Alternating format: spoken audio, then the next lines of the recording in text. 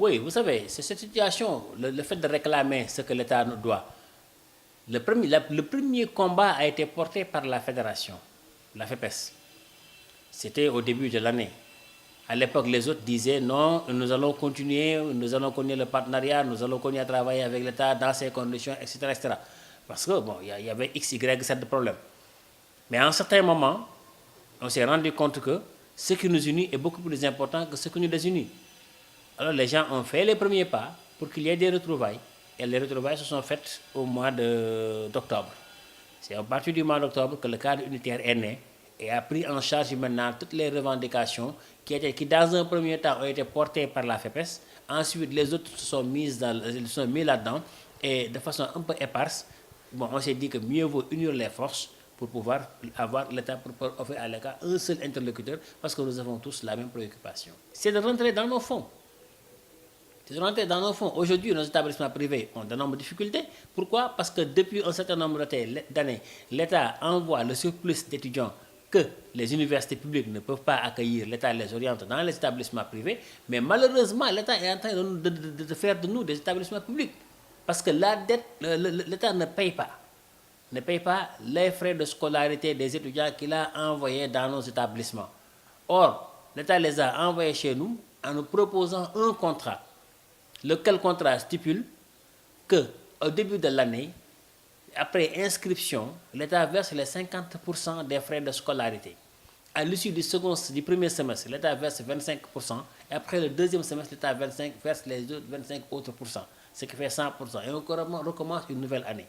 Ce qui n'a jamais été respecté. Il est arrivé une année même, je crois que c'est l'année 2017, où du 1er janvier au 31 décembre, l'État n'a pas versé un rond dans nos caisses. Et pourtant, les étudiants étaient là, faisaient des cours.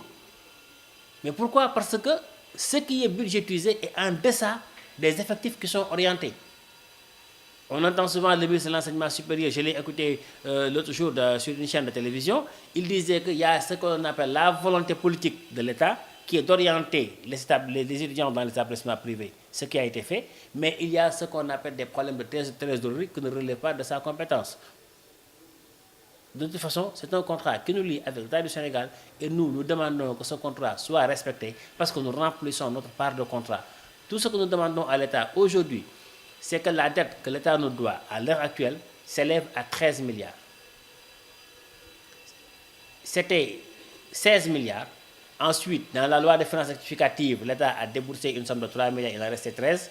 Et sur ces 13 milliards, l'État a encore déboursé 3 milliards. Il reste 10 milliards aujourd'hui, qui est une dette, ce que le ministre de l'Enseignement supérieur appelle une dette mûre. Mais si on ne tient pas compte de cela, si par exemple aujourd'hui on reprenait les étudiants, la dette allait grimper de façon exponentielle.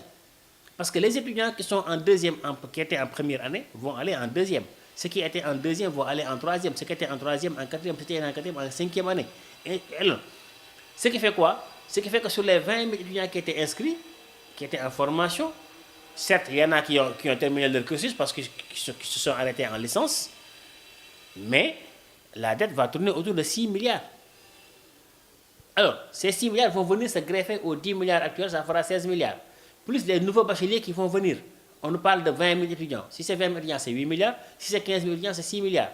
Donc, ça fera quoi? On sera entre 16 et 6, ça fait 22, ou entre 16 et 8, ça fait 24 milliards de dettes. Et ça pose problème. Les statistiques varient entre 35 000 et 40 000 étudiants qui sont concernés par cette situation-là. Donc, on a ces étudiants se regrouper dans les différents établissements privés d'enseignement supérieur sur l'ensemble du territoire national. Ce n'est pas seulement à Dakar, c'est dans toutes les régions. Les étudiants sont orientés dans ces établissements privés. Tous ces étudiants maintenant ne suivent plus aucune formation depuis le mois d'octobre. C'est urgent pour ces étudiants, c'est urgent même pour le peuple sénégalais. Ces étudiants ne devraient pas se retrouver dans la rue. Mais parce qu'il y a eu des défaillances. Mais ce que nous voulons, que ces défaillances soient réglées. Je vous ai parlé tout à l'heure du contrat. Mais lequel contrat, qu'est-ce qu'il dit? L'État dit que moi, je paye 400 000 par an et par étudiant. Or, l'étudiant qui est inscrit par son papa paye entre 1 million et 1 200 000 francs. Et cet étudiant-là, le 5 du mois, s'il ne paye pas, il n'entre pas dans les salles de cours. Les étudiants qui sont orientés par l'État font une année entière sans pour que l'État ne passe à la caisse. On ne leur dit absolument rien. Alors, il y a une sorte d'inéquité. Et l'État dit, nous mettons tout le monde sur la même ligne de départ. Égalité de chance pour tout le monde. Alors, égalité de chance pour tout le monde, sur la ligne de départ tout le monde. Pourquoi? Ceux dont les parents payent, si à partir du 5, s'ils ne sont pas payés, ils ne sont plus dans les établissements, ceux qui sont orientés par l'État continuent à fréquenter les établissements sans que l'État ne paye. C'est injuste. Alors, ce qu'il y a lieu aujourd'hui, nous ne sommes pas dans une logique de campagne électorale ou non. Nous avons un contrat qui nous lie avec l'État du Sénégal. Nous posons des revendications syndicales. Quelle que puisse être la personne qui remportera l'élection présidentielle de 2019, que ce soit le président Macky Sall qui continue ou que ce soit quelqu'un d'autre qui vienne, nous sommes liés par un contrat avec l'État du Sénégal. Et dans le cadre de ce principe de continuité de l'État du Sénégal, la personne qui dirigera ce pays, si cette question de la dette n'est pas résolue avant la présidentielle, mais après la présidentielle, la personne qui va diriger ce pays, nous remettrons ça sur la table. Cette position-là, peut-être voilà pour le privé du secondaire jusqu'à l'école primaire et à la maternelle. Mais à partir de l'université, c'est-à-dire les gens que nous formons, nous, c'est des gens qui ont déjà le baccalauréat.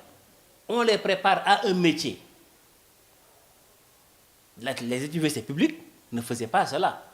Les universités publiques sont dans l'enseignement général. Alors, les entreprises ont toujours parlé de l'année d'éducation, formation, emploi. Ce vide qui existait, nous l'avons comblé.